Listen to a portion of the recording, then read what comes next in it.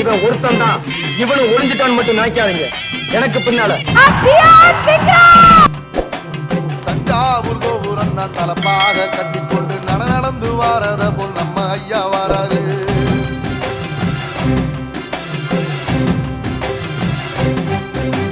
கர்ணன் கொடுத்ததென்ன சீதக்காரி இறந்ததென்ன ஐயா உசுறு வர அள்ளி அள்ளி தருவாரு.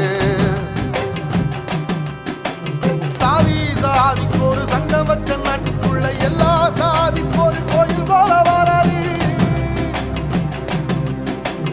இல்லை என்பதைய இல்லாம செஞ்சவர் தென்பாண்டி கேரளாக தெருமேல வாராரு.